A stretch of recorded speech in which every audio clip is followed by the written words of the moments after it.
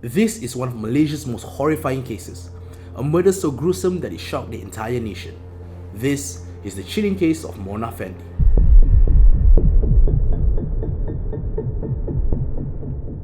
Mona Fandy, born Mazna Ismail, was a Malaysian pop singer who gained infamy after her transition into a bomoh and her involvement in a high-profile murder case in 1993.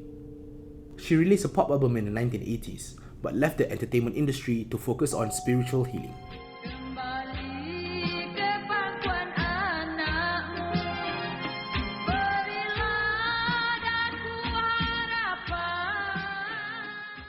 She began offering mystical services, including performing rituals and exorcisms, to wealthy and influential clients, promising to solve their problems and grant them supernatural assistance.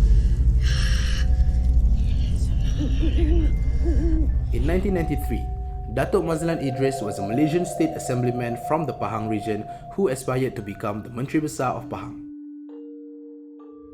Eager to increase his power and influence, he sought after spiritual guidance from Mona Fandy and her husband, Muhammad Noor Effendi Abdul Rahman. The couple agreed by promising to give Mazlan a talisman consist of a tongkat and a songkok supposedly owned by Sukarno, the first president of Indonesia, with an offer of 2.5 million ringgit. In exchange, Mazlan agreed to pay 500,000 ringgit and giving them 10 land titles as a guarantee for the remainder. Mazlan, who was hoping to further his political career, had been advised by others that Mona could offer him the power and wealth he sought through mystical means. Mona promised him she could provide protection and success by performing special rituals.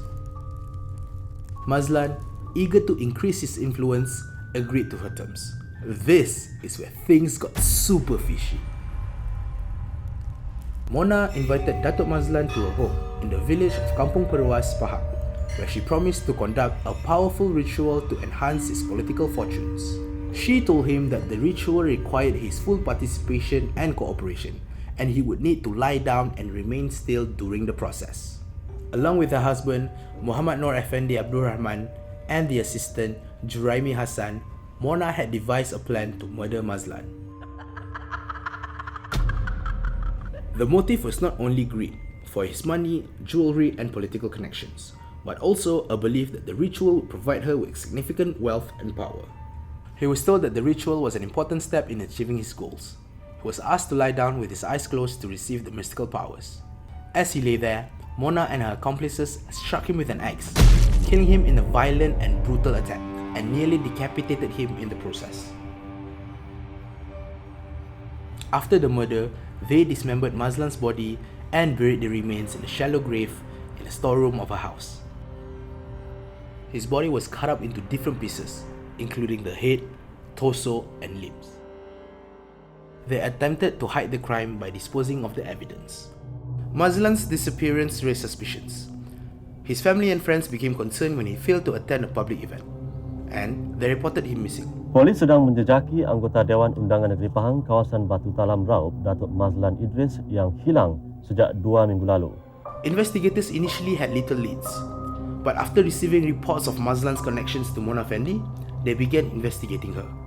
Datuk Mazlan dilaporkan kelihatan kali terakhir bersama seorang bomoh di pejabatnya di Raub.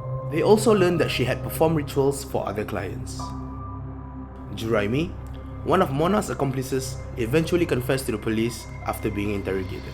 He revealed the gruesome details of the crime, including the fact that they had killed Mazlan during a ritual.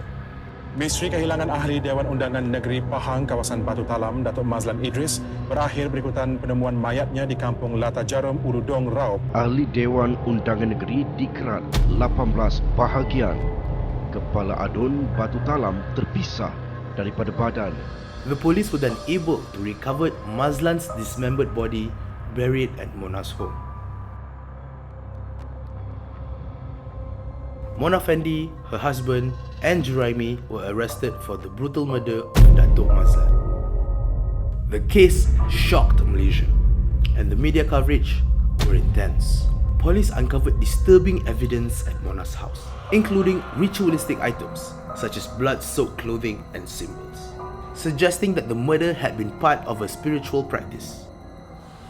The trial of Mona, her husband, and Juraimi began in 1995. The case attracted national attention, due to the shocking nature of the crime, the involvement of a well-known figure like Mona, and the public's fascination with her background as a former pop singer and self-proclaimed spiritual healer. Mona's facial expressions throughout the whole trial were eerily calm. She even smiled for the media. Pictures of her smiling while in handcuffs are widely available on the internet. She was portrayed as manipulative, having preyed on Mazlan's ambitions and exploiting his vulnerability. In February 1995, the court found Mona, her husband, and Juraimi guilty of murder. The prosecution argued that they had planned this killing in cold blood, using the pretext of a ritual to lure Mazlan into a deadly trap. All three were sentenced to death by hanging. The case was seen as a gruesome reminder of the dangers of superstition, greed, and unchecked ambition. Despite several appeals from the defense lawyers, the sentences were upheld. Public opinion remained divided, with some expressing shock and horror at the crime, while others were fascinated by the details of the case. Mona's calm demeanor during the trial and her enigmatic personality contributed to her reputation as a villainess.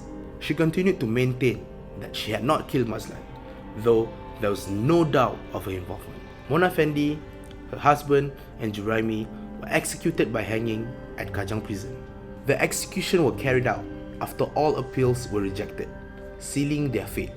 Reportedly, Mona's last words were, "Saya takkan mati," a chilling statement that cemented her as a figure of eerie fascination, even after her death. The case shocked Malaysia, sparking debates about the dangers of superstition and the exploitation of people's beliefs for personal gain. Mona Fandy became a symbol of greed, manipulation, and the dark side of the pursuit of power. Her story has been retold in books, documentaries, and films, cementing her place in Malaysian criminal law. One such film is Dukun, starring Umi Aida, which is loosely based on the true story of the gruesome murder of a Malaysian politician, Datuk Mazlan Idris, by Mona Fandy. The bizarre nature of her crime and her personality have turned Mona Fandy into an urban legend in Malaysia, with many people still talking about her long after her death. I guess her last words turned out to be true, just not in the way we expected.